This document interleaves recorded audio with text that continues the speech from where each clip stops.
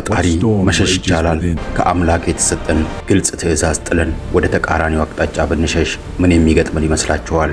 ዮናስ ይህንኑ ሞክሮ ነበረ። ከታላቅ ማዕበል እስከ ባህር ጥልቀት፣ ከሞት አፋፍ እስከ አስደናቂው የነነዌ ንስሐ ድረስ ያለውን ጉዞ ዛሬ በዝርዝር እናያለን።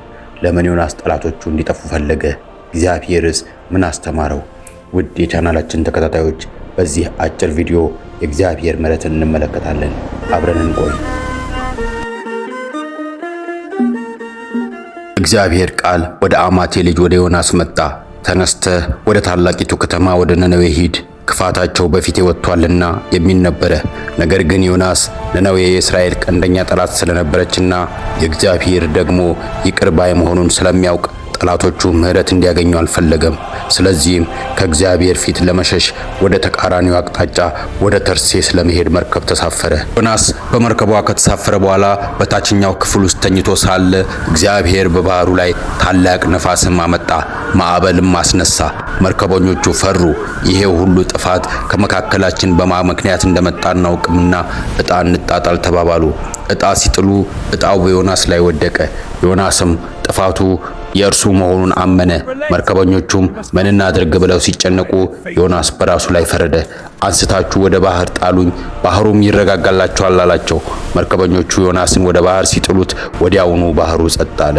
ቤተሰቦች፣ ይህ ታሪክ የኛ ለእግዚአብሔር አለመታዘዝ በዙሪያችን ባሉ ንጹሃን ሰዎች ላይ አደጋ ላመጣ እንደሚችልና ለጥፋታችን ኃላፊነት መውሰድ የንስሐችን መጀመሪያ መሆኑን ያስረዳናል። ዮናስ ወደ ጥልቅ ባህር ቢጣልም ስንወድቅ የሚያነሳን ስንደክም የሚያበረታን እግዚአብሔር ታላቅ አሳ ለዮናስ አዘጋጀ። በአሳ ሆድ ውስጥ 3 ቀንና 3 ሌሊት በጨለማና በጭንቀት ውስጥ ሆኖ ወደ አምላኩ ጸለየ። ዮናስ በዚያው ሆኖ ንስሐ ገባ፣ አምላኩንም አመሰገነ። ከዚያም እግዚአብሔር አሳውን አዘዘውና ዮናስን በየብስ ላይ ተፋው። በጣም አስቸጋሪና ጨለማ በሆነው የሕይወታችን ክፍሎች ውስጥ እንኳን የአምላክ ምሕረት ከኛ ጋር መሆኑንና ተስፋ መቁረጥ እንደሌለብን እንማራለን። አሁን የእግዚአብሔር ነቢይ ዮናስ ከባህር ውስጥ ወጥቷል። ከአሳ ሆድ ውስጥም ወደ የብስ ወደ ደረቁ ቦታ መጥቷል። ዮናስ ሁለተኛ ዕድሉን ተጠቀመ። ወደ ነነዌ ሄዶ በ3 ቀን ውስጥ ነነዌ ትገለበጣለች ብሎ ሰበከ። የከተማው ሰዎችና ንጉሱም ጭምር ደነገጡ። ንጉሱም እንዲህ ሲል አዋጅ አወጀ፣ ሰውም ሆነ እንስሳ፣ ላምም ሆነ በግ ምንም አይነት ምግብ አይቅመሱ፣ ውሃም አይጠጡ። ሰዎችና እንስሳት ሁሉ ማቅ ይልበሱ። ሰው ሁሉ በጽኑ ወደ እግዚአብሔር ይጩህ። እያንዳንዱም ከክፉ መንገዱና በእጁ ካለው ግፍ ይመለስ። አምላክ ሐሳቡን ይለውጥ እንደሆን ከጽኑ ቁጣውም ይመለስ እንደሆን እኛም እንዳንጠፋ ማን ያውቃል አለ። ሕዝቡም የንጉሳቸውን ድምፅ ሰሙ፣ አምነው ማቅ ለብሰው ንስሐ ገቡ። እግዚአብሔርም ከጥፋት ማራቸው። ነገር ግን ዮናስ አሁንም ተቆጣ። እግዚአብሔርም በአንዲት ቅል ተክል አማካኝነት ዮናስን ለሰዎች ነፍስ ሊራራ እንደሚገባ አስተማረው።